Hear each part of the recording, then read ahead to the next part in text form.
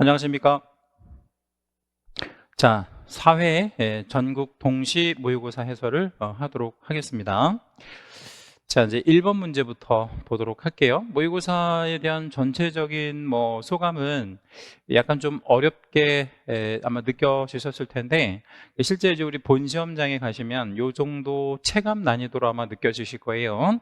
그래서 이런 좀 어려운 유형의 문제들을 좀 풀어보시는 것이 우리 수험생 입장에서는 훨씬 더 좋다라는 거. 지난번 모의고사가 좀 너무 쉬워서 약간의 좀 변별력을 높이는 형태로 냈습니다. 자, 1번에 합격자 결정과 관련된 설명인데 틀린 거를 찾아라 라고 물었어요. 1번 1차 시험의 합격자는 이제 절대평가 방식으로 한다라고 했는데, 이제 이 절대평가라는 건 이제 60점 넘기면 이제 무조건 합격이 된다. 인원에 상관없이 이런 게 이제 절대평가고, 2번은 이 2차 시험에 있어서 선발 예정 인원을 공고했다. 선발 예정 인원을 공고했다 이러면 이 예정 인원 안에 들어와야 되잖아요. 예, 그래서 이게 이제 상대평가가 되는 거죠. 그래서 중개사법에는 이런 상대평가의 법 규정이 근거 조항이 있어요. 그래서 언제든지 상대평가로 바꿀 수 있습니다. 그래서 이거는 60점이 넘어가도 불합격할 수 있다. 그다음에 3번에 합격자로 결정되어 자격증이 일단 교부되면 이제 공인중개사가 되면 행정처분이 완료된 것이므로 현행법상 부정시험을 이유로 대리라든가 이런 거 있을 수 있죠, 그렇죠? 네, 이런 거를 이유로 그 자격을 취소할 수 없다라고 했는데 자격 취소 가능합니다. 나중에라도 얼마든지 가능하다. 자, 그다음에 4번에 이제 시험과 관련해서 공고는 이제 매년 2월 말까지 하는 예정 공고라고 부르는 공고와 시험 시행일 90일 전에 하는 확정 공고, 이렇게 두 가지 공고가 있습니다. 예, 그리고 5번인 우리 그 최소 선발 인원이라든가 최소 선발 비율 이런 걸 각각 우리 그 심의 거쳐서 우리 이제 공고할 수 있는데, 이것들이 공고가 되면 이제 소위 말하면 상대 평가가 되는 거죠. 그래서 최소 선발 인원 공고도 있겠지만 여기 나와 있는 대로 선발 예정 인원의 공고도 있을 수 있고, 이런 거 다 나오면 상대평가가 되는 거죠. 자, 2번 문제, 용어의 정의에 관한 설명으로 틀린 것은 이라고 물었어요. 중개업이 되기 위해서는 세 가지 요소가 필요합니다. 의뢰에 있어야 되고요, 일정한 보수 받아야 되고, 업으로 행할 것, 이게 이제 중개업의 3요소가 되겠고, 개업공인중개사란 사무소 개설 등록을 한 공인중개사를 말한다라고 했는데, 그냥 등록한 자라고만 정의하고요, 꼭 공인중개사를 말하는 것은 아니에요. 왜냐하면 법인도 있고 또 우리 부칙개공도 있고 하기 때문에 꼭 공인중개사를 말하는 것은 아닌 거죠. 그래서 2번이 틀렸습니다. 나머지 지문들은 다 생략하겠습니다. 다 옳은 질문들이라서. 자, 문제 3번. 다음 중 원칙적으로 중개대상물이 될 수 없는 것은 이라고 물었죠. 예, 여기서 이제 1번 문항에서의 포인트는 상속이 아니라 상가가 핵심어예요. 상속이라고 하는 건 그냥 함정으로 준 거고, 이미 받았어요. 뭐를? 상속을. 그러면 상가는 거래할 수 있는 것이죠. 중개 대상물이 되고, 비투기가열 지구, 그러니까 투기가열 지구가 아닌 곳에 재개발 입주권 이렇게 이제 나왔는데, 비투기가열 지구 안에 재개발 입주권은 전매할 수 있기 때문에 이것도 중개대상물이 되는 거고, 3번에 이제 국유재산 중에 행정재산이 있죠. 그래서 이제 국가나 지자체가 소유하고 있는 재산을 국공유재산이라고 해요. 여기서 국은 나라국, 공짜는 이제 공동 소유의 공짜가 아니라 요 공 있죠, 공공기관이 소유하는 이걸 이제 국공유 재산이라고 하는데, 이 국공유 재산은 다시 두 가지로 나눠서 분류해서 행정재산이라고 부르는 것과 일반 재산으로 분류할 수 있는데, 이 행정재산은 용도가 있는 거기 때문에 이걸 이제 처분할 수 없습니다. 그러니까 공공의 청사 같은 걸로 쓰이기 때문에 처분하지 않는다. 처분하지 않는다는 얘기는 거래가 안 된다는 얘기고, 거래가 안 된다는 얘기는 중개대상물이 될 수 없다, 이런 얘기가 되겠죠. 그래서 이렇게 전개하면 되고, 일반 재산은 용도가 없는 거예요. 용도 폐기. 그래서 처분 가능한 거. 이때 처분할 때에 따라서는 이제 공매 처분하기도 하지만, 공매해도 안 팔리면 이제 중개보수 주고 개업공인중개사한테도 이렇게 처분해도 되는 뭐 이런 형태이기 때문에 행정재산과 일반재산으로 나눌 때 일반재산이 나오면 중개대상물이 되는 거고 행정재산이라고 나오면 이건 중개대상물이 될 수 없는 겁니다. 그래서 정답은 3번이 되겠죠. 나머지는 다 중개대상물이 되고, 자, 문제 4번. 등록의 요건에 해당하지 않는 것은 이라고 했는데, 공인중개사인 개공으로의 등록 요건, 공인중개사여야 하고 2억 원 이상의 보증을 설정할 것이라고 했는데, 요게 등록 요건은 아닌 거예요. 등록 요건은 아닌 거고, 얘는 등록하고는 상관없이 업무를 개시하기 위한 업무 개시 요건이죠. 다시 이 문제에서 원하는 거는 등록 요건을 물어보고 있어요. 그러니까 등록 요건은 아닌 거지. 얘는 업무 개시 요건이니까. 뭔 얘기냐면 이거 없이도 등록은 할 수 있다. 이거 없이도 등록을 할 수 있는데 업무를 하려면 이거 하고 해라. 그런 얘기가 되는 거죠. 그래서 정확히 기억하고 계세요. 등록 요건과 업무 개시 요건은 다르다는 거.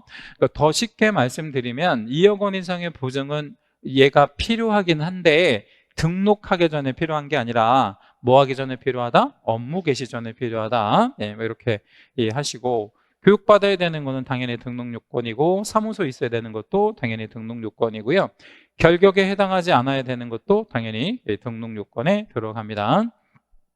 자, 문제 5번. 등록의 결격 사유로서 결격 기간이 3년이 아닐 수 있는 것은 이라고 했는데, 일단 이제 결격 사유예요. 이것들이. 근데 결격 기간이 3년이 아닐 수 있는 자라고 물었잖아요. 그러면 자격이 취소가 된 사람은 취소된 날로부터 3년 결격. 그렇죠? 취소된 날로부터 3년 결격.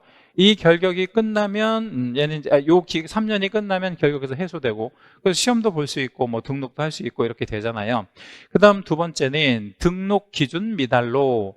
자, 등록 기준 미달로 등록이 취소가 됐다. 등록 취소가 되면 추가 3년간 결격에 걸리는 것이 일반적인데, 앞에가 뭐 때문에 지금 취소가 됐냐면 등록 기준 미달. 그러니까 소위 말하면 사해 결등에서 등에 해당이 되는 거잖아요. 그럼 이렇게 해서 등록이 취소가 된 사람은 여기서 플러스 3년간 결격에 걸리는 게 아니라 뭐를 할 때까지 등록 기준 충족 시까지, 그죠? 요 충족 시까지 결격이 되는 거지, 말하자면. 그렇죠?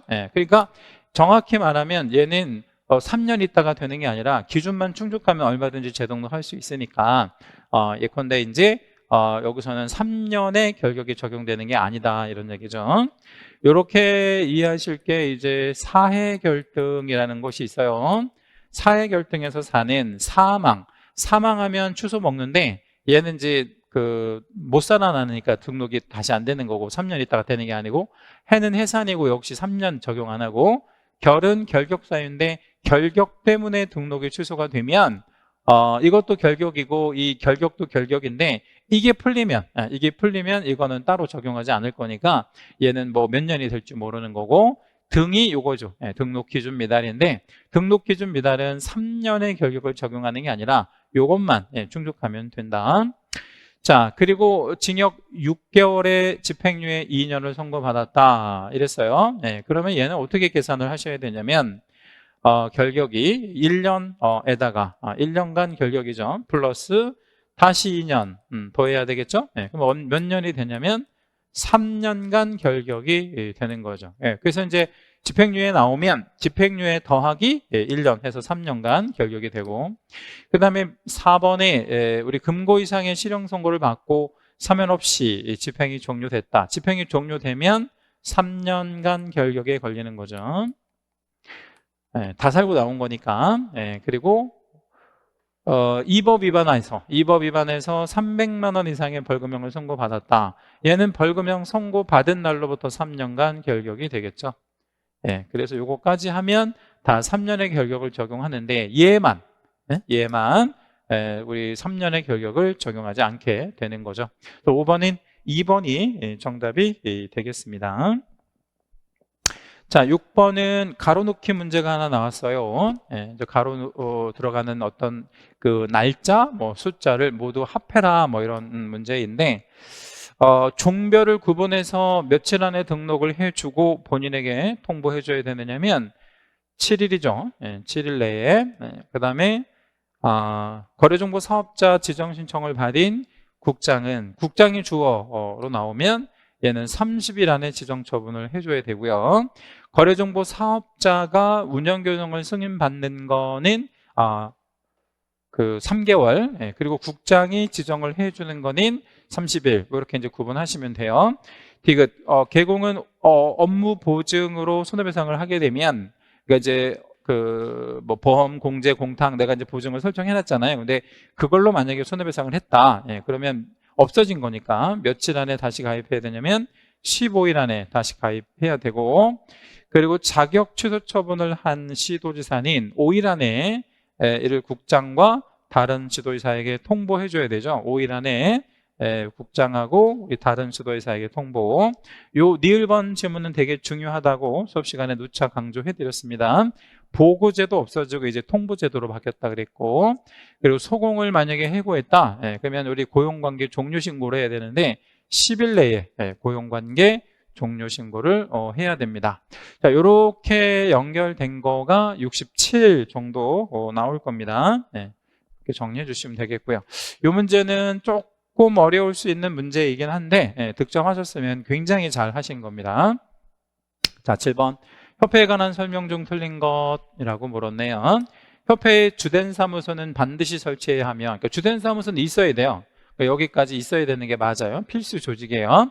그런데 서울특별시에 두도록 법률에서 정하고 있다라고 했는데, 서울특별시에 두도록 정하고 있었다가 이제 국토교통부가 세종시로 내려가고 지금은 이제 그 제도는 없어졌죠. 그래서 꼭 서울에 있을 필요는 없고 있기만 하면 된다. 그래서 지역에 대한 제한은 없다라는 거, 꼭 서울이어야 하는 이런 제한을 둘 필요가 없죠. 지역 제한은 없다.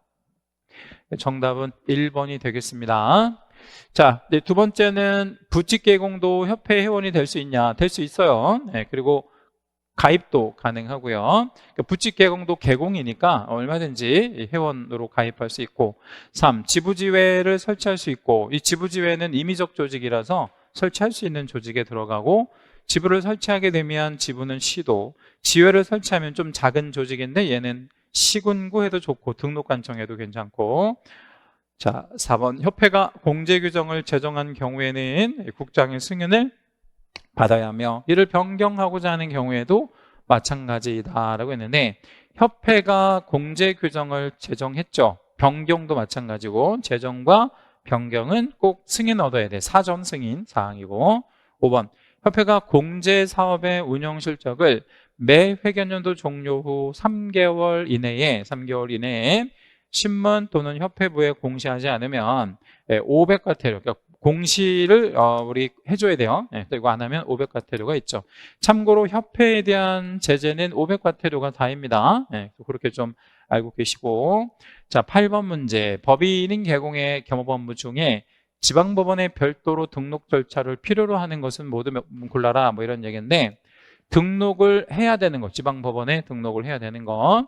상담은 그냥 하는 거고, 분양대행도 겸업업무 안에 들어가는 거니까 그냥 대행할 수 있고, 그 관리대행도 그냥 할 수 있고, 얘가 좀 우리 생각을 요하는 건데, 권리분석 및 취득의 알선이라고 했어요. 이 권리분석 및 취득의 알선까지는 대리가 아닌 거잖아요. 그러니까 이제 조금 어려운 말로 표현하면 이런 것들은 사실행위니까 그 법률행위인 대리가 아니잖아요. 여기 보면 지방법원에 별도로 우리 등록을 하는 것이 대리업 등록을 이야기하는 거잖아요. 매수신청 대리업 등록.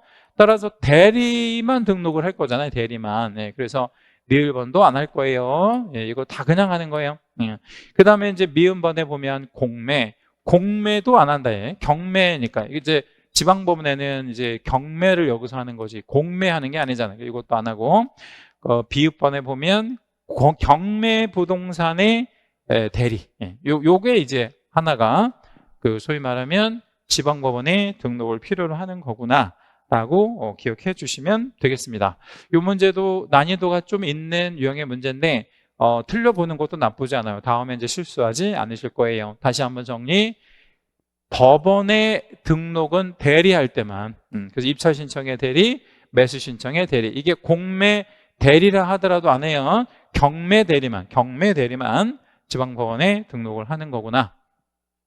자, 문제 9번 고용인에 관한 설명으로 틀린 것은이라고 물었는데 답 먼저 확인하겠습니다. 자, 이제 4번에 보면 고용할 수 있는 고용인의 수에는 제한이 없으나 고용 또는 고용관계 종료일로부터 10일 안에 등록관청에 신고하여야 한다라고 했는데 일단 단락을 끊어볼게요. 고용인의 수는 제한이 없으나 이랬는데 제한 있는 경우도 있죠. 그러니까 고용인이라고 하면 소공과 중개보조원을 합쳐 부르는 말인데 그 합쳐서 고용상의 제한이 없다, 수의 제한이 없다 아니잖아요. 우리 중개보조원은 개공과 소공의 수를 합친 거에 5배수를 초과할 수 없기 때문에 수의 제한이 있어요. 또한 고용이랑 고용관계 종료 모두가 10일 안에 신고를 해라 이건 아니잖아요. 그러니까 예컨대 고용신고는 언제까지 해야 되냐면 업무 개시 전, 그리고 고용관계 종료 신고는 10일 뭐 이런 식으로 들어가야 되겠죠. 자, 5번 자격이 취소된 자는 3년간인 개공은 물론이고 고용인도 될 수 없다라고 했는데 자격이 취소가 되죠. 자격이 취소가 되면 3년 동안 그 시험도 못 봐, 또 뭐 고용인도 안 돼, 뭐 아무것도 안 되죠. 그래서 요 3년간인 빼보면 3불이라고 해요. 3불. 뭐 못하냐면 시험 못 보고 등록 안 되고 고용 안 되고 뭐 이렇게 정리해 주시면 되고 나머지는 뭐 다 아실 수 있는 내용들입니다. 넘어가고 자 10번 문제에 보면 지체 없이 어떤 시간의 긴박성을 나타내는 단어가 지체 없이인데 이 지체 없이라는 용어가 잘못 사용된 것을 골라라 라고 했어요. 자, 우리 기억번에 보면 개공은 전속중개계약을 체결한 경우에 지체 없이 망 또는 신문에 공개하라. 이거는 틀렸죠. 망 또는 신문에 공개하는 거는 7일 내에 공개해야 되고, 그죠? 자, 니은번은 전속중개계약을 체결 후 물건에 관한 정보를 공개했다. 뭐 여기 망이나 신문에 그러면 지체 없이 의뢰인에게 문서로 통지해야 된다. 이 통지는 지체 없이 하는 게 맞아. 그래서 이건 지체 없이 알려줘야 나중에 비용, 실비 같은 거를 받을 수 있으니까요. 등록관청이 중개업 등록 취소 처분을 한 때 지체 없이 이를 협회에다가 통보하여야 한다라고 했는데 이 협회에다가 통보하는 거는 다음 달 10일까지 이제 통보를 하긴 하는데요. 이게 무슨 요인과 무슨 요인을 통보하게 되냐면 플러스 요인과 마이너스 요인을 협회에다가 통보하게 됩니다. 근데 이 통보가 언제까지 하냐면 지체 없이 하는 게 아니라 다음 달 10일까지가 되겠죠. 다음 달 10일인데 지체 없이라고 표현해서 틀린 거고 리얼 자격증을 교부한 시도가 자격을 취소한 때에는 이를 지체 없이 우리 장관하고 시도자에게 통보 아까도 나왔던 질문인데 이게 지체 없이 알려주는 게 아니라 5일 내에 장관하고 우리 다른 시도회사에게 통보해야 되겠죠. 미음번 거래 신고를 받은 신고관청은 지체 없이 신고사항을 확인한 후에 신고인에게 신고필증을 발급하여야 한다라고 했는데 일단 여기는 지체 없이가 맞아요. 지체 없이 맞고 신고필증을 확인해 보고 주는 게 맞겠죠. 그래서 틀린 거를 찾아라. 틀린 거를 찾아라. 그러면 기억, 디귿, 니을 이렇게 세 개가 틀린 표현에 들어가네요. 이 문제도 상난이도 정도에 해당이 되는 문제입니다. 맞추셨으면 아주 잘 하신 겁니다. 자, 11번 다음 사례에서 행정처분을 해야 하거나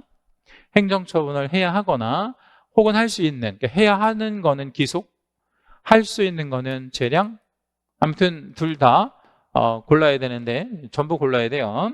기억, 개공 A는 이중소속 사실이 이중소속이면 절취사유인데 그 사실이 등록관청에서 적발은 되었는데 그러니까 적발은 되었어요 얘가. 근데 그에 해당하는 날로부터 3년이 지났대. 이거는 그러니까 그 시효를 물어보는 거죠. 얘가 이제 폐업하고 재등록한 적이 없으니까 시효를 물어보는 거예요. 그럼 얘는 시효가 없으므로 우리 알고 있는 대로 시효는 업무정지에만 시효가 있으니까 얘는 등록 취소 사유라서 시효가 없으니까 절취를 해야 돼요. 3년이 아니라 5년이 지나도. 그래서 이거는 절취 사유에 들어갑니다. 이중소속 절취니까 이건 절취. 그 다음 폐업 기간이 3년을 초과한 재등록 개공이라고 했어요. 여기 3년 초과, 여기다가 우리 채색 하나만 잡아주시고, 여기 3년 경과에다가도 채색 하나만 잡을 건데, 제가 이제 기억이랑 니은을 이렇게 나란히 배치를 한 이유가 이거를 여러분 구분하시라는 거예요. 이게 뭘 구분하시라는 거냐면, 기억번은 이제 시효를 물어보는 거예요. 그래서 시효가 없기 때문에 여기는 행정처분을 할 수 있다라고 지금 말씀드리는 거고, 니은번은 폐업 재등록 나오잖아. 폐업 재등록.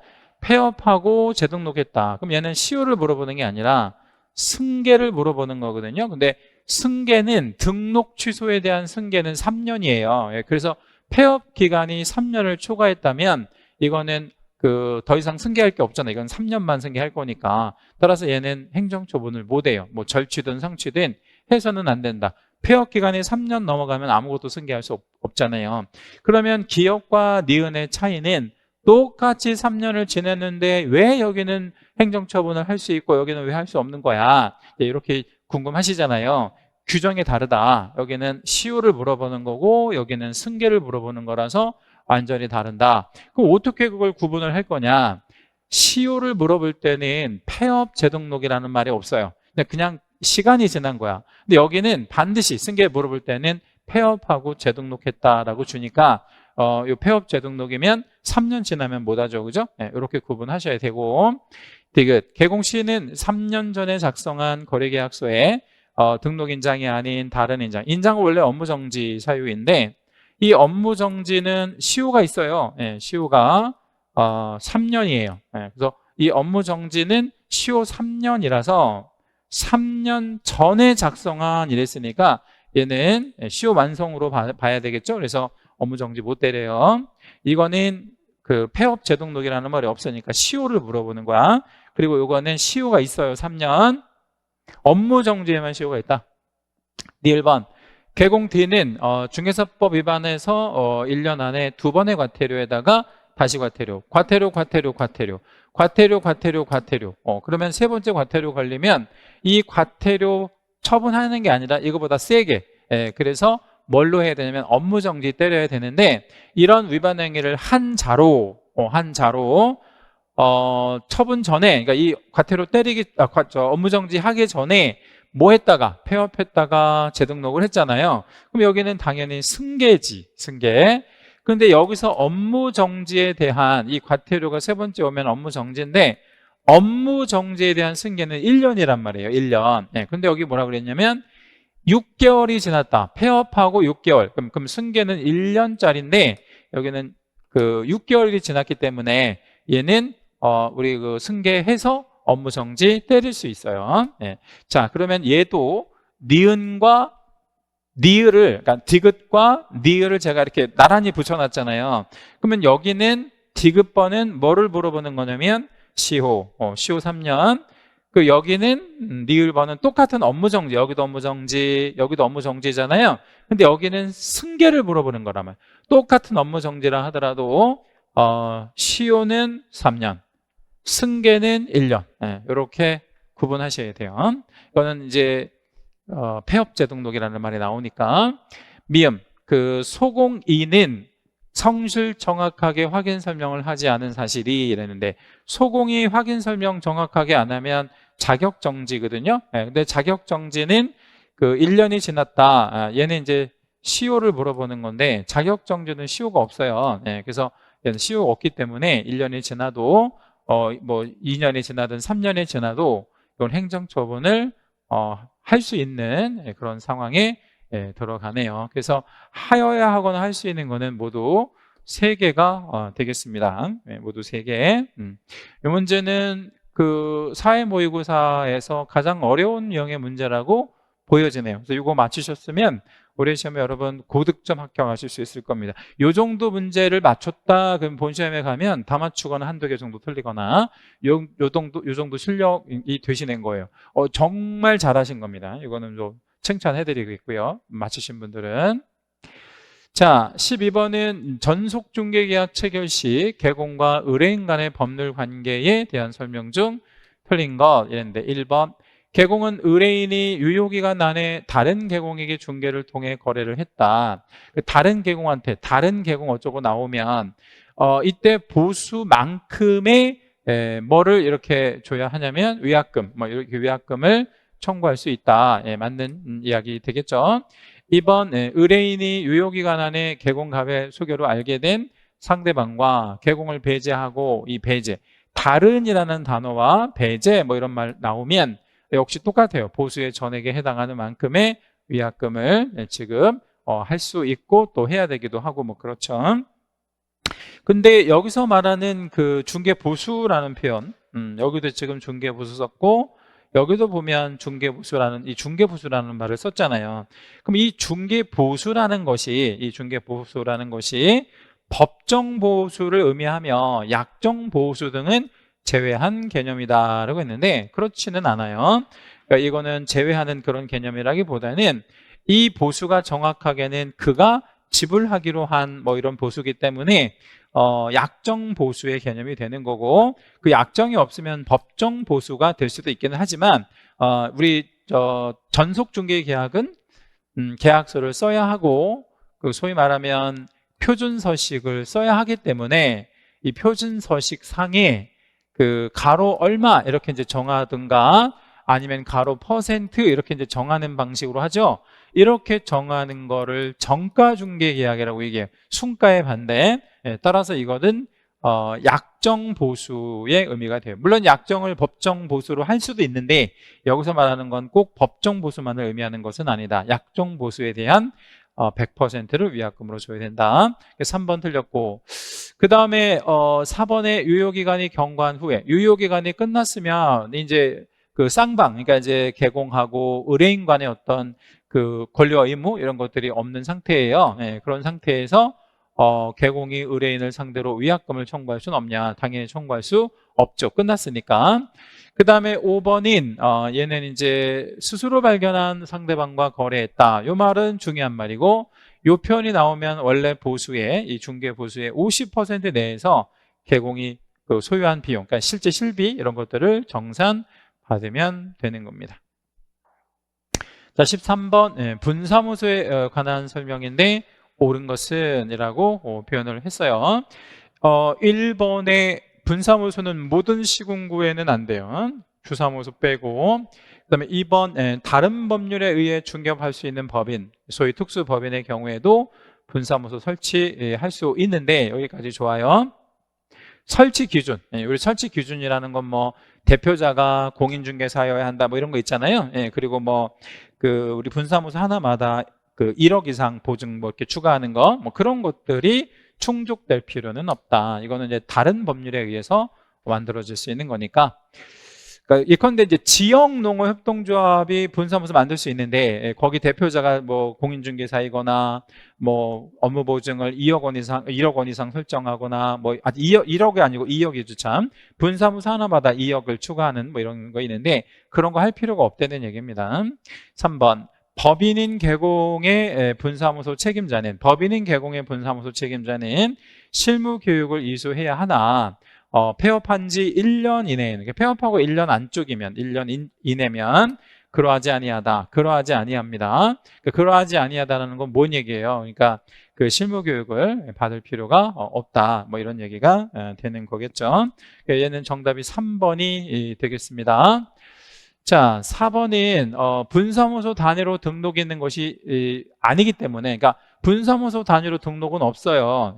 따라서 분사무소 위법행위에 대한 행정처분은 전부가 틀렸고 법인인 개공이 받게 되는 게 아니라 분사무소에 등록은 없지만 분사무소 단위로 업무 정지를 때릴 수는 있다. 그래서 우리 주사무소 등록관청이 분사무소 하나만 업무 정지 이렇게 할 수 있다는 얘기. 물론 이제 법인 전체에도 할 수 있지만 그러니까 모든 거를 다 법인에게만 한다 이런 뜻이 아니다라는 거죠. 5번.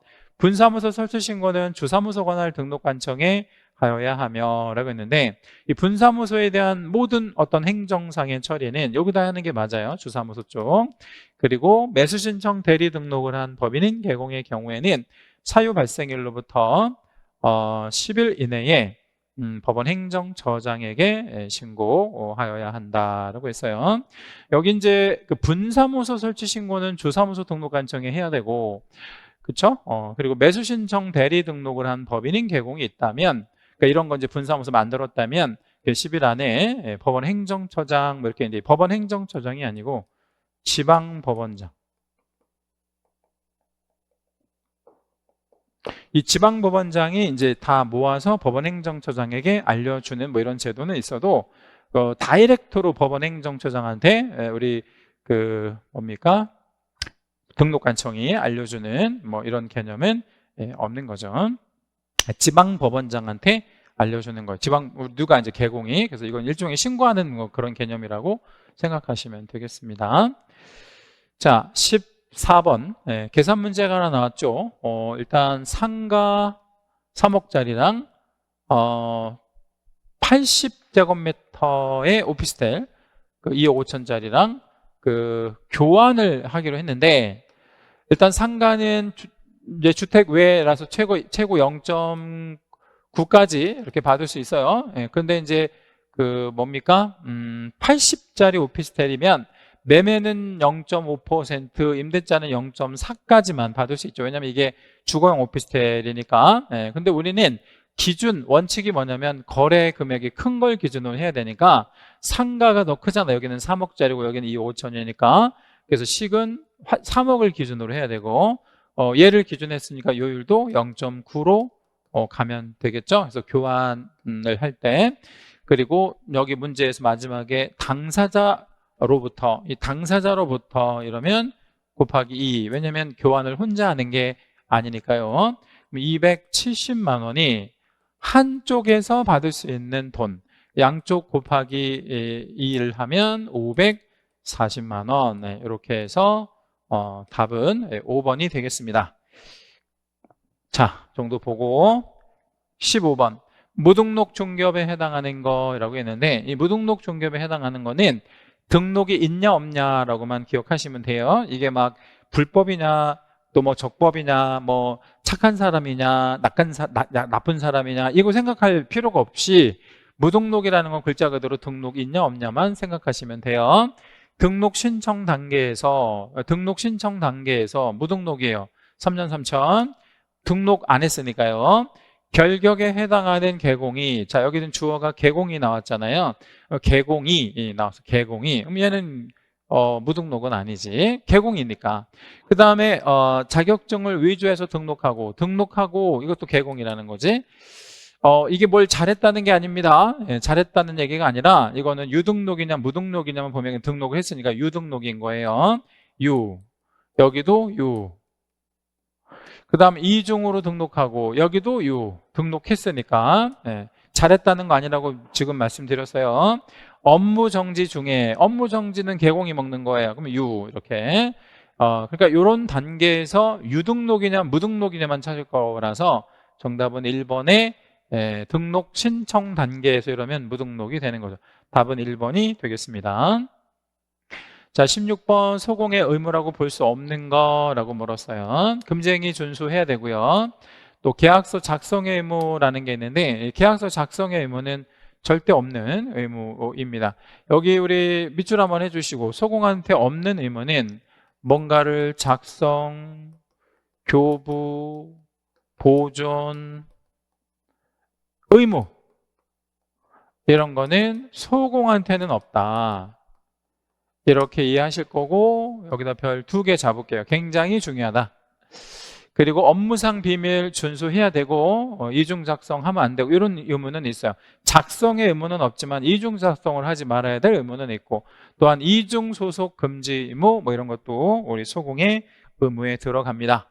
자, 17번 문제, 제재 규정인 행정처분으로서 취소와 정지, 그러니까 취소와 정지 처분의 대상이 해당하는 거가 아닌 거라고 했네요.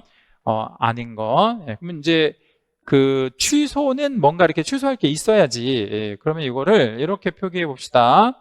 취소, 등록 취소, 정지, 업무 정지 두 개 다 받을 수 있죠. 예. 공인중개사 자격 취소. 근데 공인중개사라는 신분에서 정지는 없어요.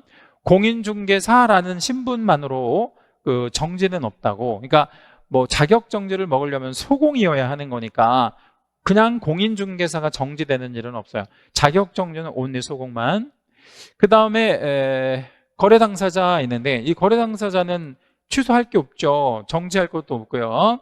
소공은 우리 뭡니까?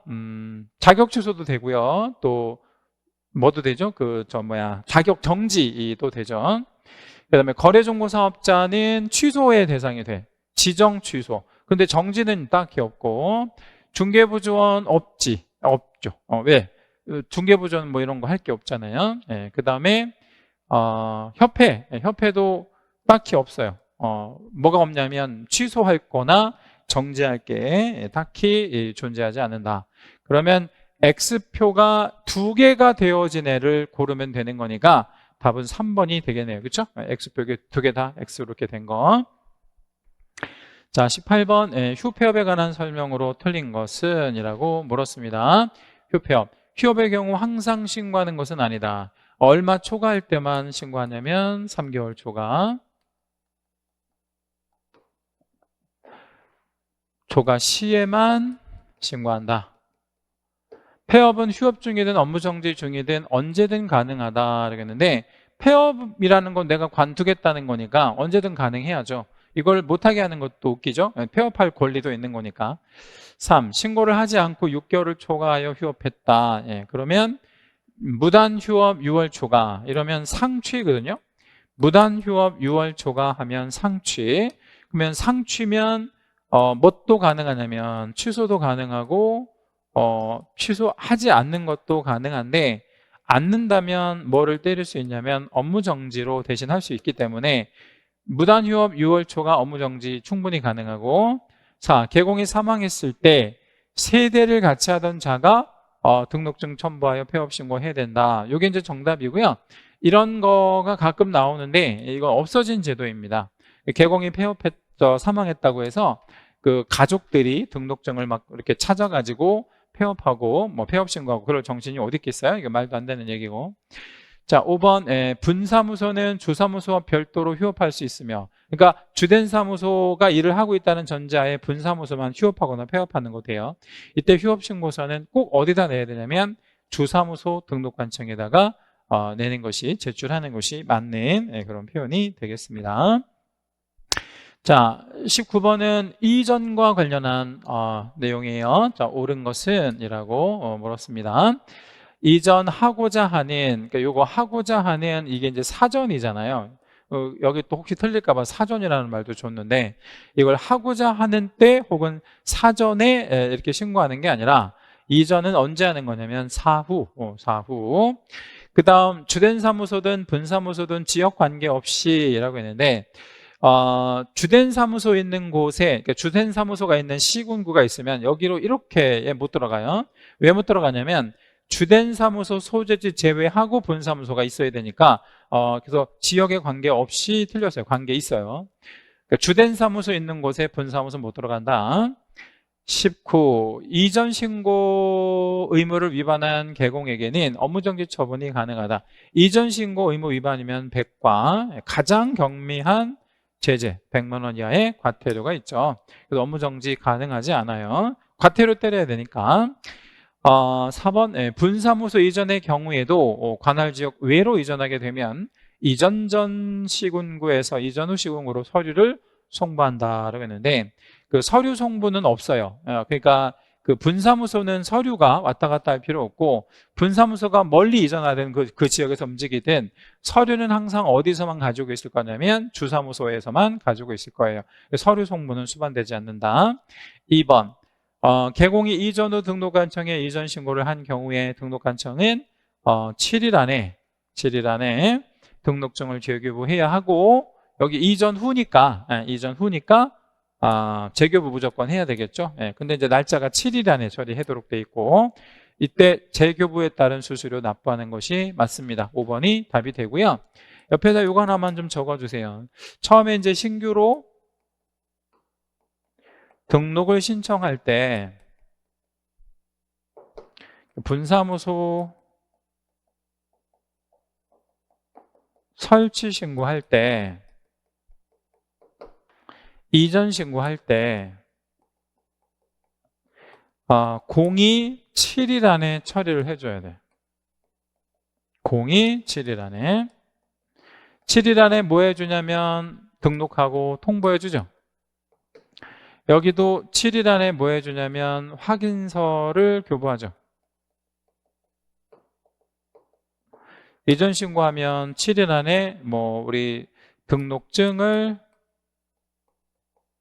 교부 내지는 재교부 해야 되겠죠.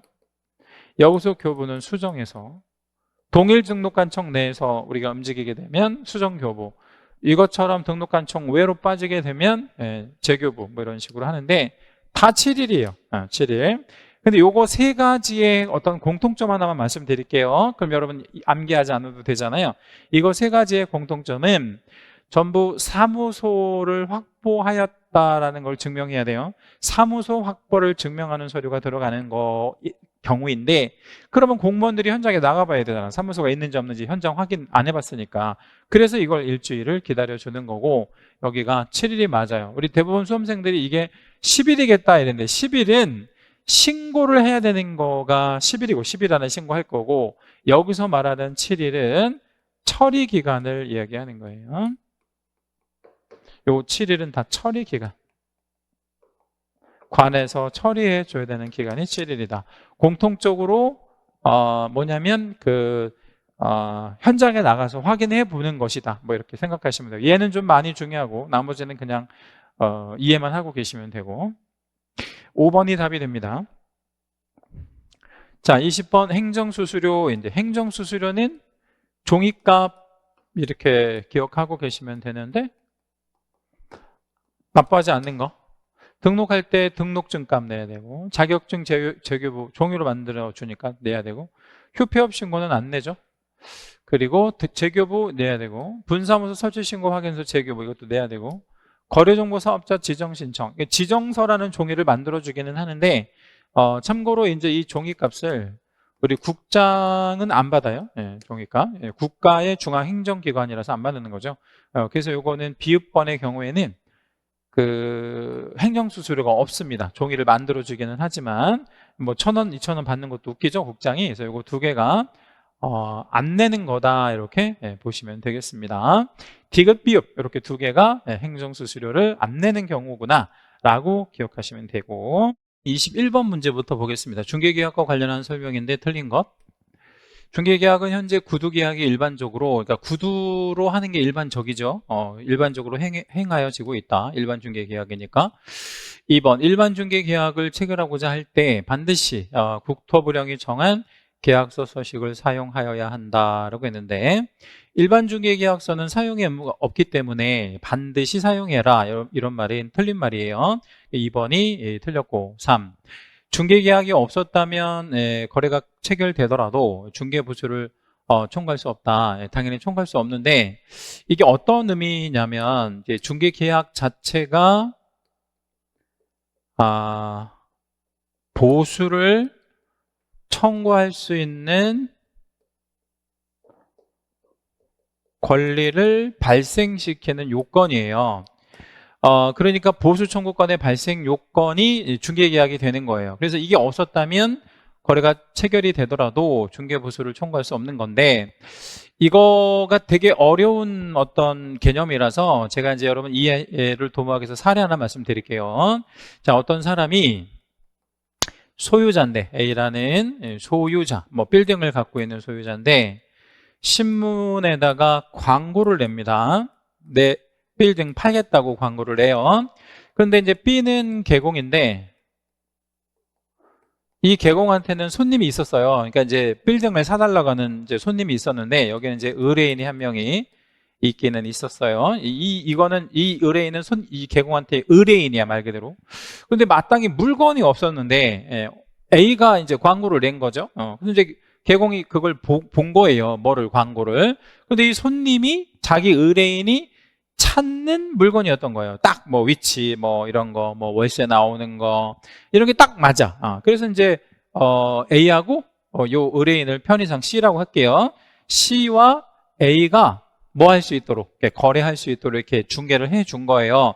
그러면 B는 개공은 의뢰인 C한테는 거래를 했으니까 의뢰를 해서 거래를 했으니까 얘한테는 뭐를 받을 수 있냐면 보수를 받을 수 있는데 누구한테는 보수를 못 받냐면 A한테는 못 받아요. 왜 못 받냐면 이게 없었으니까 의뢰가 없었으니까 이 사람은 그냥 광고를 낸 것뿐이잖아요. 그래서 이런 경우에는 개공 입장에서 어떻게 하면 보수를 다 받을 수 있냐면 계약서 쓰기 전에 A한테 전화해서 내가 이만저만해서 개공인데 손님 있고 내가 붙여주고 계약이 이루어지면 나한테 보수 줄래? 라고 이제 먼저 물어봐야 돼. 이제 청약을 하는 거예요.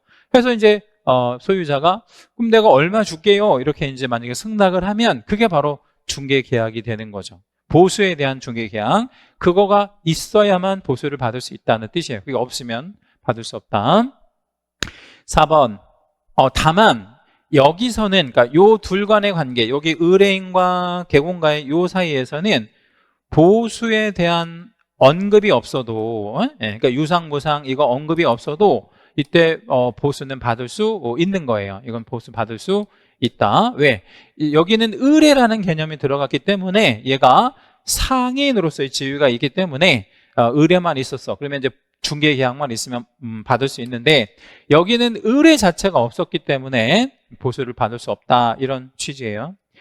4. 독점 중개 계약은 거래가 성립되면 거래를 누가 성립시키든 간에 그 보수를 받을 수 있는 면에서 전속과 구별된다. 구별되죠. 얘는 조금 어려운 개념이라서 여기다 한번 제가 적어드리겠습니다. 자, 독점이 있고 전속이 있는데 얘는 미국 제도고 이거는 한국 제도예요. 그래서 이제 이거는 미국 애들 거를 우리가 베껴온 거냐 아니면 한국 거를 미국 놈들이 베껴간 거냐 이렇게 이제 생각할 때 이거는 우리가 미국 제도를 우리가 이제 베껴온 거구나 라고 생각하시면 돼요. 그런 기록이 있습니다. 중개사법 4차 개정 당시에 이걸 도입했다 뭐 이런 기록이 실제로 있어요. 근데 이제 독점 중개 계약에서는 이제 중개 보수를 받을 수 있는 경우가 되게 많잖아요. 근데 여기 이제 전속에서는 위약금 받아야 되는 경우가 있을 거예요. 이 위약금은 아까 문제에서도 나왔는데 뭐 다른 개공한테 의뢰했거나 아니면 전속 개공을 배제했거나 이럴 때 이제 위약금을 받잖아요. 이때 미국 애들은 그냥 보수를 받아버려요. 근데 사실 이제 보수하고 위약금은 뭐 유불리가 따로 없어요. 왜냐면 이거 보수 받는 만큼의 위약금으로 받을 거니까. 그런데 여기서 소요비용을 정산받는 경우가 있단 말이에요. 소요비용을 받는 경우는 스스로 발견한 상대방과 거래했을 때 소요비용 정산 받잖아요. 이때는 원래 주고받기로 한 보수의 50% 범위안에서 정산을 받는데 이때도 미국 애들은 뭘 받냐면 중개보수. 그러니까 미국 애들은 이때도 보수를 받으니까 언제나 보수를 받는 거예요. 근데 여기는 무약금, 소요비용 뭐 이런 걸 이제 받게 되니까 이제 이걸 굳이 따지면 얘는 절반밖에 못 받잖아요. 최대 받아봐야. 근데 여기는 보수를 원래 약정한 거 다 받을 수 있으니까 거래를 누가 성사시키든 간에 그러니까 얘가 스스로 거래를 성사시키든 뭐든 독점에서는 항상 언제나 보수를 받는다.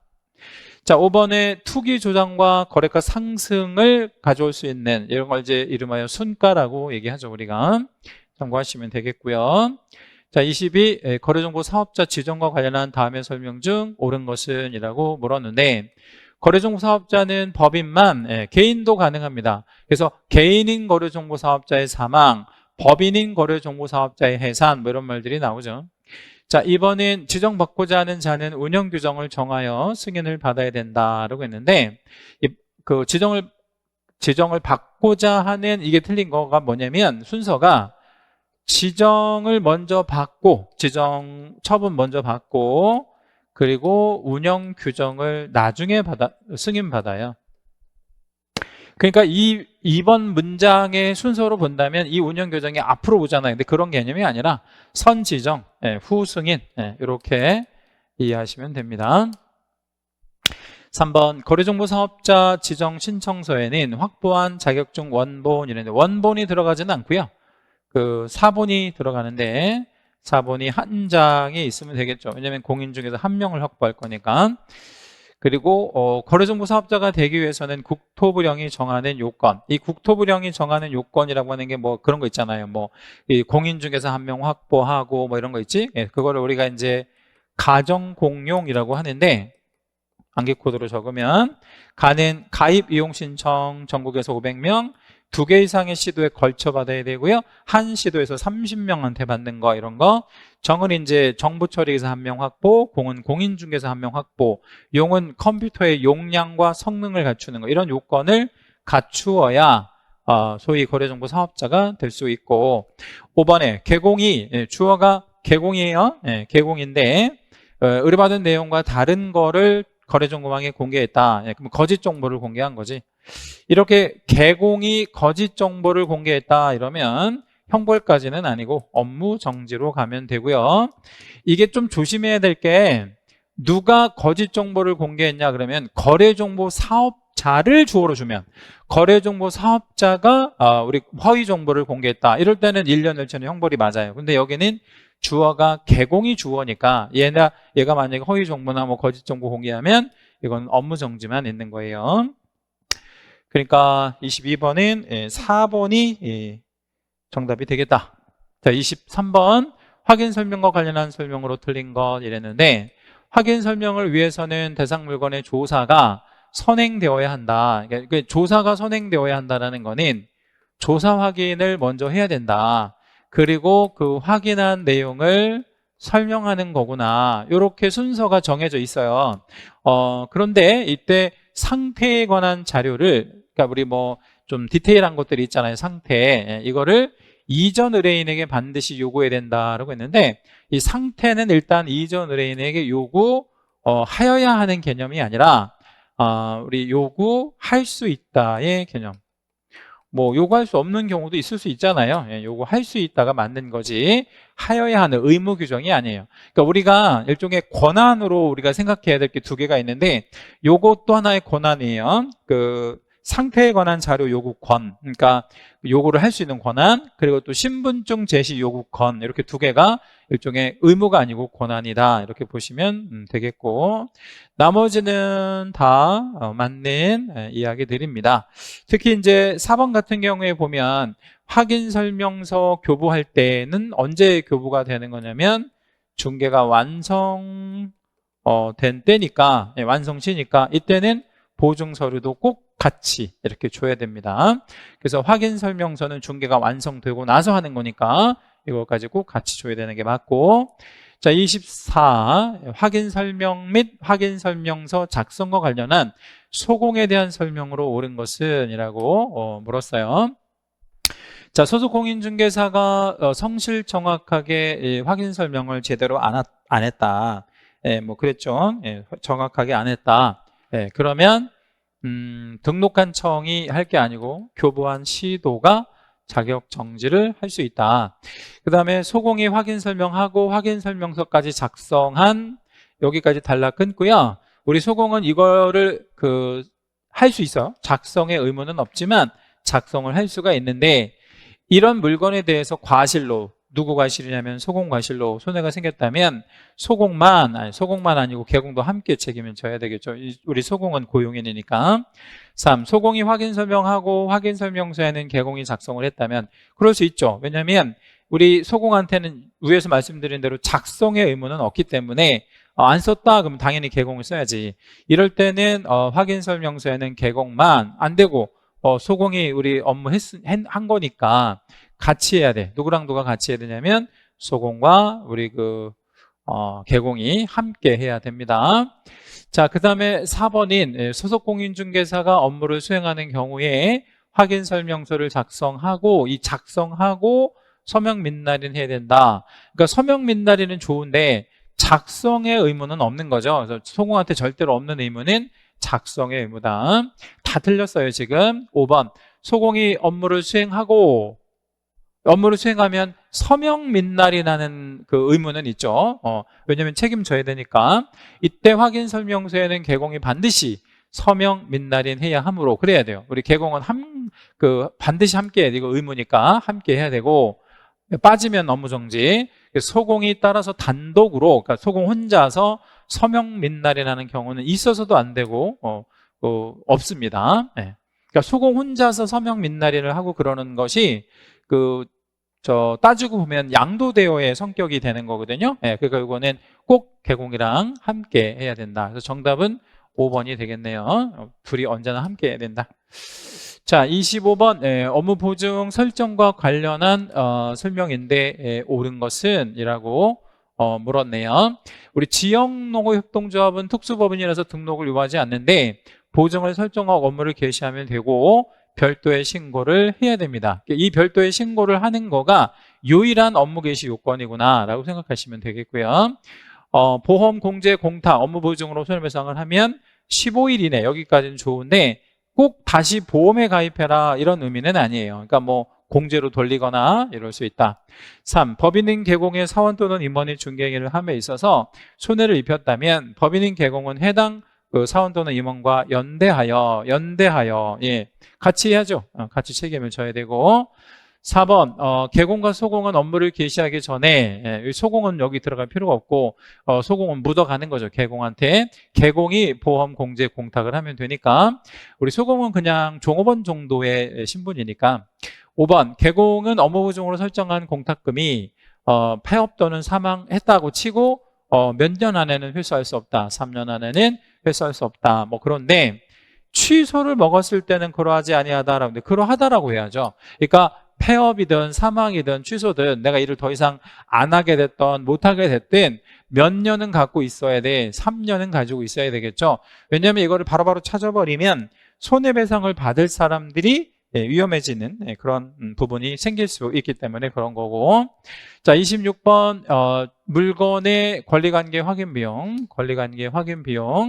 이 권리관계 확인 비용은 일종의 조사 비용인데 이거는 누구한테 청구를 해야 되냐면 권리를 이전할 의뢰인에게 청구를 해야 됩니다. 권리 이전 의뢰인에게 청구해야 된다. 취득 아니고. 근데 여기 보면 권자, 매수인, 임차인 다 저기잖아요. 취득이잖아요. 근데 여기서 유일하게 설정자가 나오는데 얘가 이전 의뢰인이 되는 거죠.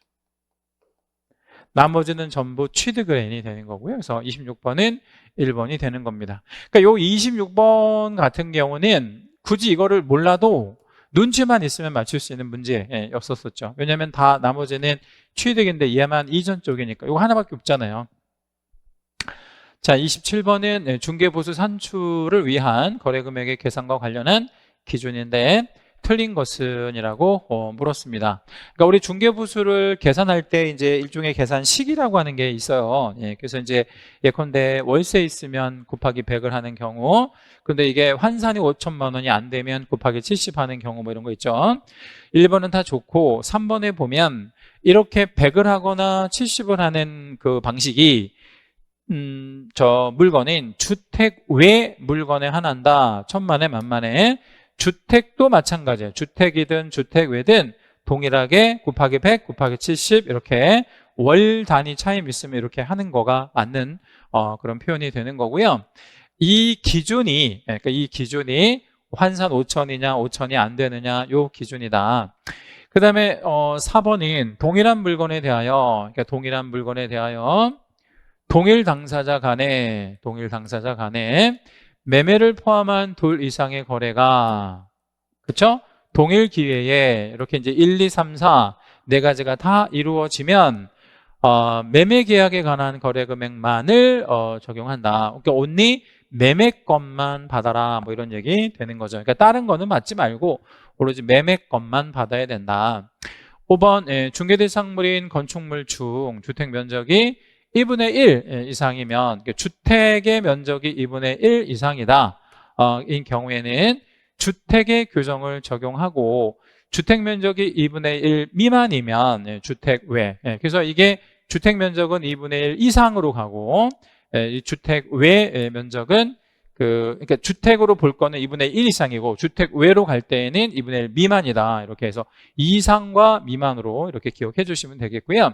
우리 개공 입장에서 보면 주택으로 보는 것보다는 주택 외로 보는 것이 요율 체계상 좀 유리하죠. 그러니까 유리하다는 뜻은 보수가 더 많다. 뭐 이런 정도까지 같이 기억해 주시고.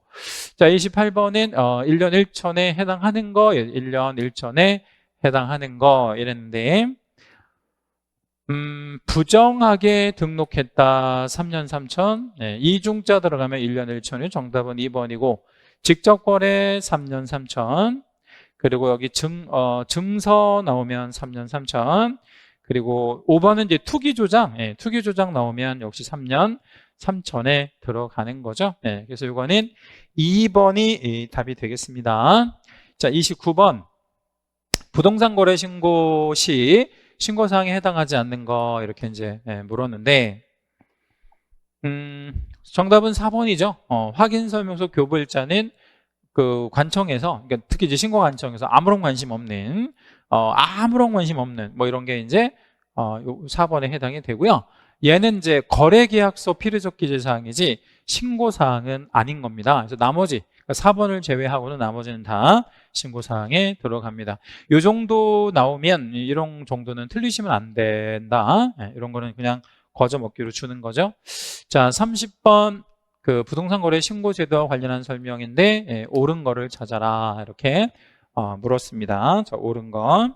자, 일단은 정답을 먼저 보고 틀린데 한번 짚어드릴게요. 자, 5번을 좀 먼저 보시면 국내 토지에 대하여 내국인 매도, 그러니까 한국 사람이 팔았고 외국인 매수, 외국 사람이 샀을 때 이때 매매 계약이래요. 매매 계약이면 30일짜리 신고를 해야 되잖아요. 근데 30일짜리 신고를 하게 되면 그 외국인 취득 특례 신고 이게 60일짜리 신고인데 요거는 안 해줘. 요거는 안 하잖아요. 예. 근데 신고는 해야 된다. 부동산 거래 신고는 해야지. 왜냐면 이거 부동산 거래 신고는 30일짜리 신고니까. 정리하면 매매면 요 신고만 하고 특례 신고 60일짜리 신고는 안 할 거니까 둘 다 할 필요는 없고 하나만 할 때 요거 이제 이렇게 정리되면 되고 출제 되게 잘 되는 항목. 답은 5번이 되겠고요. 자, 이제 4번까지 어디가 이제 틀렸는지 좀 잡아드릴 건데 허가를 받아도 토지거래 허가를 받아도 신고는 해야 됩니다. 다시 한번 토지거래 허가를 받아도 그러니까 이건 사전에 허가를 받았다 이 말이거든요. 근데 허가를 사전에 받았다는 거는 그 어떤 일이 있기 전에 허가를 받은 거냐면 계약하기 전에 계약 전에 허가를 받았기 때문에 사후에 하는 신고 있잖아요. 예, 사후 신고 요거는 해야 되는 게 맞지. 2번 부동산 거래 신고는 반드시 공동 또는 개공이 하여야 한다라고 했는데 부동산 거래 신고는 반드시 개공, 공동 또는 개공이 해야 한다라고 했어요. 그러니까 이 부동산 거래 신고는 당사자가 하는 경우, 이제 이게 공동이 원칙이긴 한데 반드시라는 말이 틀린 거죠. 왜냐하면 그 일방이 거부하면 예외적으로 단독 신고도 가능하잖아요. 예외적 단독 신고. 예. 뭐 사유서하고 계약서 4번 들어가서 그런 거니까 반드시 공동으로 이 말은 틀린 말이 되는 거죠. 자, 3번은 부동산 거래 신고는 반드시 신고서를 작성하여 직접 제출해야 되는 방법으로만 이라고 했는데 반드시 틀렸고 이것도 틀린 거죠. 그러니까 이 부동산 거래 신고하는 방법은 3가지나 있어요. 그러니까 이것처럼 신고서 써서 갖다 내는 방법, 방문 신고, 전자적인 신고, 그러니까 구청 홈페이지에 들어가서 입력하는 방법, 전자 입력, 그리고 전자 계약을 체결하게 되면 신고를 간주하는 제도까지 있는 거니까 그렇게 따지면 그 소위 이제 요 방법으로만 하는 것은 아닌 거죠. 4번 부동산 거래 신고를 거짓으로 한 경우 당해 거래 계약은 무효가 되면 그 거짓 신고를 한 신고 의무자는 과태료 처분을 받을 수 있다라고 했는데 일단은 과태료 받을 수 있는 건 맞아요. 취득 가액의 100분의 10짜리 과태료는 맞는데 그 당해 거래 계약이 무효가 되는 것은 아니죠. 왜냐하면 이미 신고를 하고 한참 있다가 신고를 사후 신고하기 때문에 30일 있다가 하기 때문에 그 계약 자체를 소급해서 무효화시킬 수는 없는 것이죠. 그래서 일단 거래계약에 영향을 미치지는 않는다. 자, 31번은 부동산거래신고법상 과태료 규정이 없는 거 이랬는데 그 신고를 안 했다 그러면 500 과태료, 주택임대차 거짓했다 100, 외국인 취득신고를 하지 않았다 그러면 300짜리나 100짜리, 요 300은 60일짜리, 100은 6개월짜리, 그 다음에 신고사항이 잘못되었으나 정정신청하지 아니한 자, 이게 정답인데 정정신청이든 변경신고든 의무는 아니에요. 이거는 그 의무가 아니기 때문에 하고 싶으면 하는 거지 이거는. 그 다음에 거래대금 지급 증명자료, 거래대금 지급 증명자료 제출 요구에도 제출하지 않았다. 얘는 3천만 원 이하의 과태료 이렇게 보면 되겠죠. 예, 그래서 4번이 답이 되겠습니다. 4번. 자, 32번은 하남에 소재하는 과수원, 과수원이면 농지죠. 농지 5,000제곱미터고 A, B 간에 매매계약을 했는데 옳은 거는 이렇게 물었어요. 4번 먼저 좀 보겠습니다. 그 개공갑이 신고를 하게 되면 여기 지금 그 개공이 중개 즉 알선했다 이런 말이 있으니까 당연히 개공이 하게 되고 이러면 검인 받은 것으로 본다. 맞는 얘기죠. 네. 자, 그러면 이제 1번부터 어디가 틀렸는지 좀 잡아 드릴 건데 반드시 개공이 직접 작성해야 되고 개공이 있으니까 맞고 당사자에게 교부하고 원본, 사본, 전자문서를 3년 보존해. 3년이 틀렸네. 여기는 5년 보존을 해야 되고 그 다음에 목적물이 농지이기 때문에 제 농지증을 매매계약 체결하기 전에 하는 게 아니라 매매계약 후에 등기 전에 하면 되죠. 매매계약하고 등기 전에만 하면 되겠고 여기는 하남시장이 맞아요. 왜냐하면 농지증은 시, 구, 읍, 면이니까 하남시에는 밑에 이제 구가 없기 때문에 시장한테 가서 발급 신청하는 게 맞고 그리고 부동산 거래 신고는 60일 안에 하면 안 되고 30일 안에 들어가야 되고요. 그리고 매매계약서는 일절 안 들어갑니다. 예, 그리고 5번은 매도인 A가 이중계약서 작성을 요청하여 실제로 다운해서 뭐 이렇게 이제 신고를 했다면 이는 부동산 거래 신고하게 되면 A만 처벌하는 게 아니라 그 요구를 받은 개공도 같이 처벌합니다. 그래서 실제로 거짓 신고를 해준 개공은 취득가액의 10% 그리고 요구한 사람은 500만 원 과태료를 같이 처벌받습니다. 33, 네, 조사 확인과 관련한 판례인데 틀린 것은 이라고 물었네요. 33번은 이제 판례 지문인데 대부분 좀 알고 계신 판례 지문 드리고 그 2번을 한번 보도록 하죠. 특단의 사정이 없는 한 측량이나 지적도의 대조 등의 방법으로 매매 목적물의 지적도상의 그것과 그래서 그거는 이제 경계를 얘기하는 거죠. 정확히 일치하든지 여부를 미리 확인할 의무는 없습니다. 그러니까 쉽게 말하면 우리 그 매수인이든 개공이든 마찬가지예요.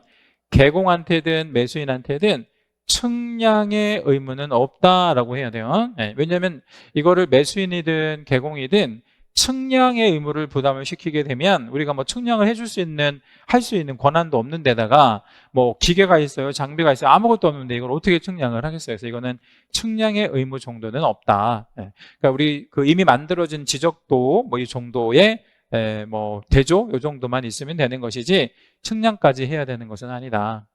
나머지는 뭐 다 맞는 판례들이니까 한번 읽어보시면 되겠습니다. 판례 소개하는 의미로 나온 거고요. 34번은 여러 가지 제도, 부동산 거래 신고제, 토지거래 허가제, 검인제, 농지 취득 자격 증명제, 상호 비교한 문제인데 틀린 건 판결 검인의 대상이 되느냐 이렇게 이제 물었는데 그러니까 판결문에도 판결문을 통해서 이제 소유권 이전 등기를 하려면 이제 건물만의 뭐든 아니면 뭐 토지 건물 전부든 이전 등기를 하려고 하면 이게 꼭 들어가야 돼. 검인 대상이 되는 건데 일단 검인 대상은 되는 거는 맞아요. 예, 그런데 건물만의 취득이다 이랬어요. 예, 그러면 이제 토지거래 허가는 받을 필요는 없고, 그렇죠? 그 다음에 이제 신고는 계약이 아니니까 할 필요가 없고, 농지증은 아니니까 할 필요가 없는 거고, 뭐 그렇죠. 그래서 얘는 1번은 맞는 얘기가 되고, 경매면 그 농지증 들어가야 돼요. 자, 언제까지 경매에서 농지증이 들어가야 되냐면 매각 허가 결정 전까지 필요합니다. 얘가 좀 중요하고, 3. 토지에 대한 매매 예약. 예약이면 그 신고 대상은 아니나, 매매 예약은 신고는 안 해요. 매매가 아니니까. 근데 허가의 대상은 또 됩니다. 왜냐하면 예약을 포함한다라고 되어 있거든요.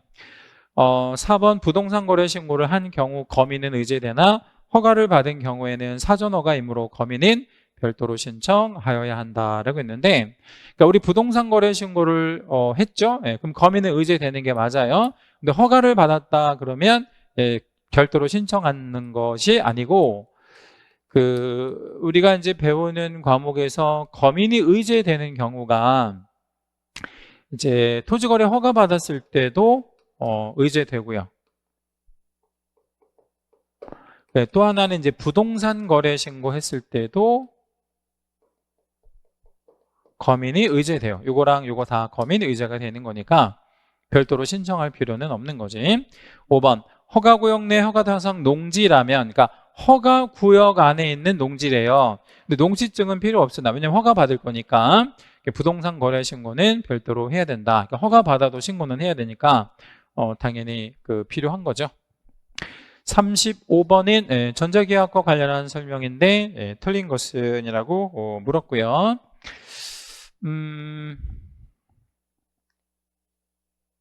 당사자 입장에서 볼 때 본인 명의 휴대폰이 없으면 뭐를 못하냐면 전자 서명을 못하잖아요. 그러니까 전자계약을 할 수가 없는 거겠지.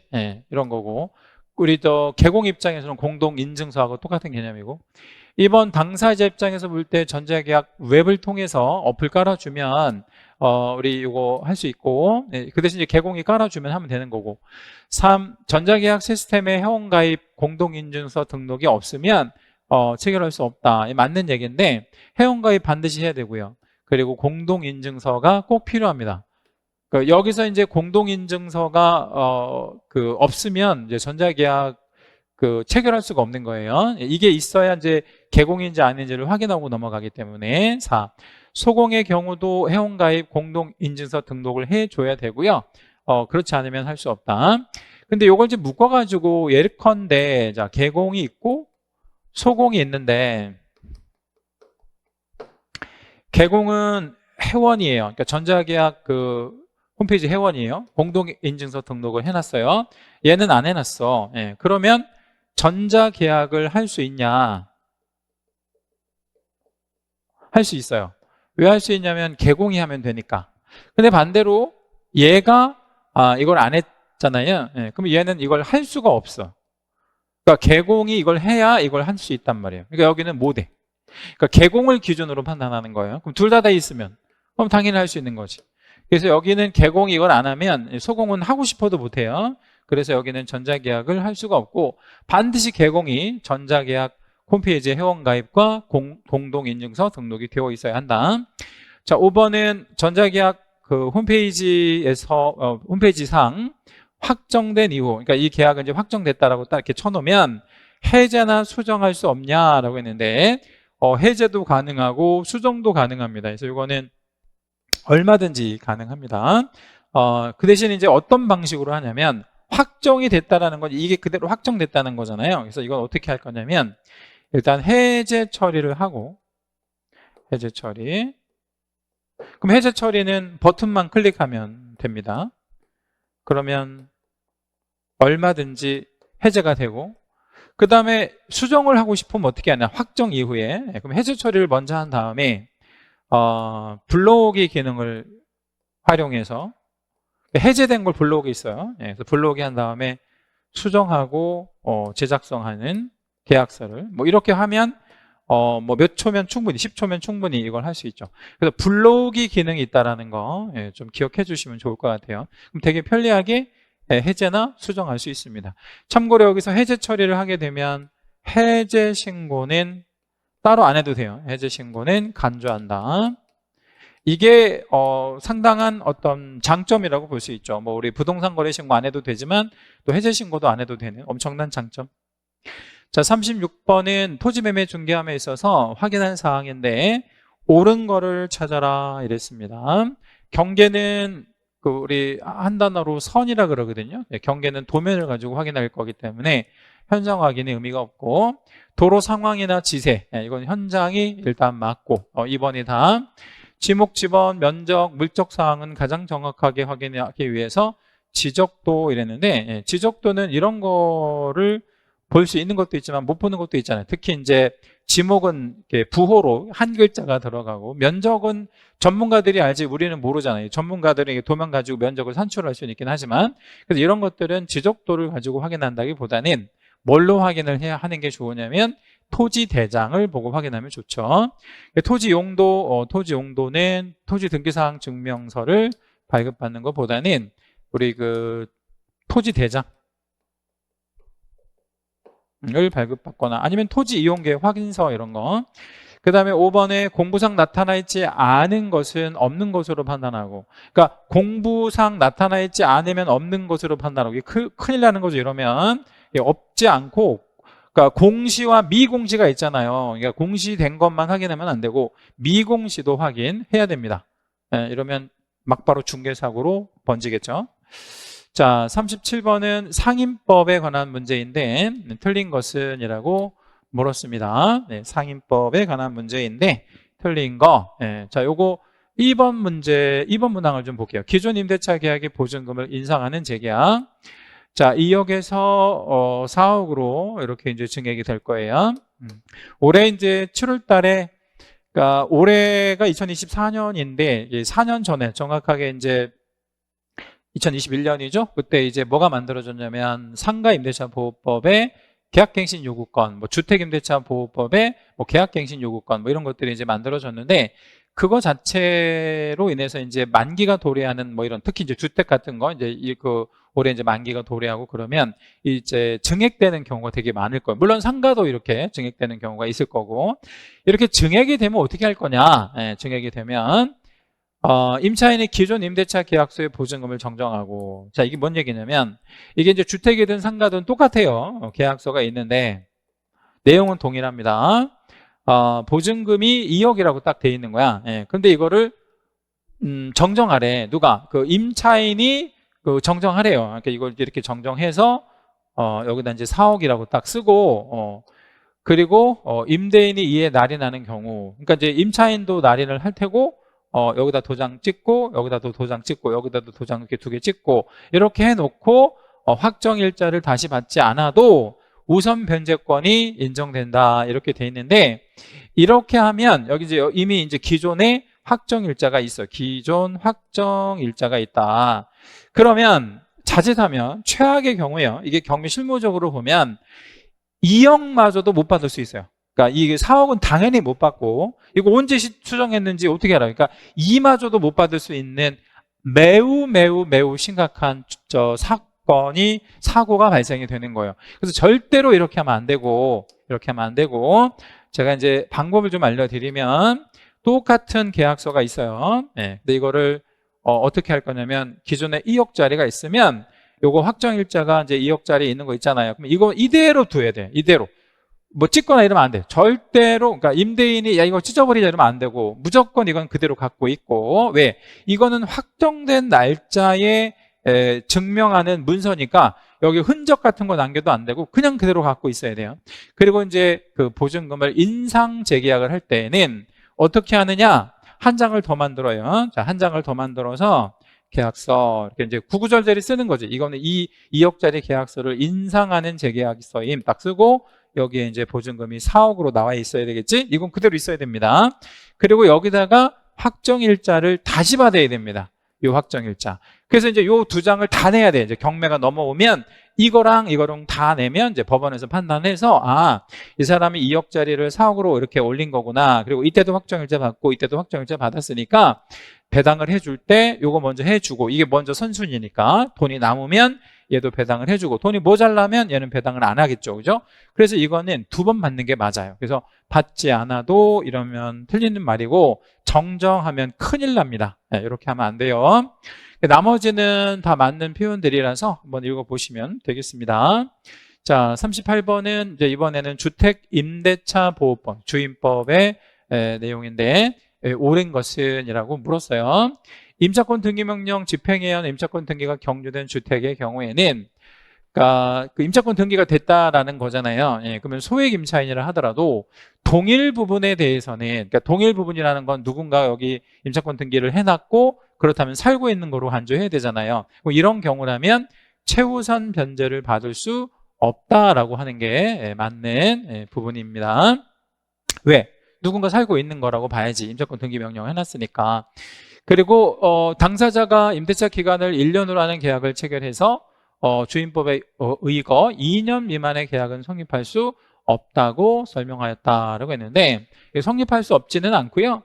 임차인의 경우에는 2년 미만의 유효함을 주장할 수 있는 거니까 성립은 가능하겠죠. 다만 이제 그렇게 체결해도 임대인의 입장에서는 2년의 유효함만 주장할 수 있는 거고, 그러니까 2년 미만의 유효함은 임차인만 주장 가능하고, 그러니까 성립 자체가 안 된다는 말은 틀린 거죠. 그리고 3번 주택임대차 계약에 한하여 24시간 안에, 그러니까 하루 안에 해약할 수 있다. 이런 거는 전혀 근거 없는 그냥 근거 없는 소리입니다. 네, 헛소리에 이런 거는. 자, 4번 임차인이 법인과 외국인인 경우, 뭐 그럴 수 있죠. 법인과 외국인인 경우에 전입신고를 할 수 없으므로 보호 대상이 아니라고 있는데, 우리 법인 중에서 그 일부가 이제 3개가 있죠. 3개가 뭐가 있냐면 한국토지주택공사, 지방공사, 그리고 중소기업, 뭐 이렇게 3개가 법인 중에서 보호해주고, 또 외국인은 다 보호하고요. 다 보호합니다. 자, 5번은 임대차 계약을 체결하고 그 계약서의 확정일자를 받아두면 전입신고와 상관없이 라고 했네요. 전입신고 안 하면 대항력이 생기지 않고 대항력이 없으면 우선면제권은 당연히 없는 거라서 아무 의미가 없는 거예요. 그래서 이거는 꼭 전입신고를 해야죠. 자, 39번은 경매 물건 관련한 매수신청 대상물 확인 설명서의 차이점. 그러니까 우리 중개대상물 확인 설명서와 경매 확인 설명서의 차이점에 해당하지 않은 것은 이라고 했는데, 일단은 그 앞에 거 우리 그 뭐죠? 그 중개대상물 쪽, 그 뒤에 거는 그 부동산 쪽, 뭐 이렇게 그 경매 쪽 이렇게 이제 구분을 하실 거고, 소공은 앞에 거는 작성할 수 있죠. 그런데 경매는 개공이 반드시 해야 돼. 이거는 그 경매 대리 이런 거는 개공만 해야 되는 거니까. 작성 시기는 얘는 중개가 완성된 시점에 하는 거고요. 완성된 시점. 중개 완성 시. 이건 중개 대상물이니까. 근데 여기는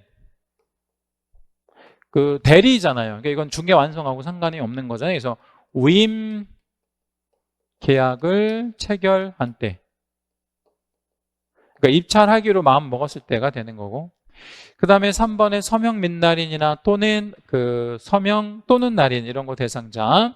근데 우리 이제 서명 또는 날인은 확인 설명서하고 거래계약서 요거 딱 2개만 하는 거니까 그 이쪽은 그 중개대상물 쪽에서는 개공해야 되고 그 업무 수행한 소공도 해야 되고 그렇죠? 예.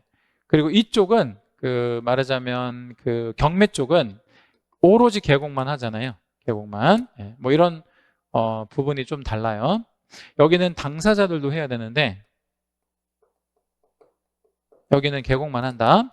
작성 의무자가 잠깐만요. 차이점에 해당하지 않는데 이게 정답이 되겠네. 작성 의무자는 둘 다 똑같아요. 개공만. 그러니까 모든 확인 설명서의 작성의 의무는 개공한테만 있다. 보존기간은 얘는 3년이고요. 경매 쪽은 5년 보존하죠. 그래서 아무튼 경매 쪽은 무조건 다 5년 보존하기 때문에 얘는 4번이 정답이 되겠습니다. 이것도 그 이번 모의고사에서 한 뭐 가장 어려운 축에 들어가는 문제라고 보여지네요.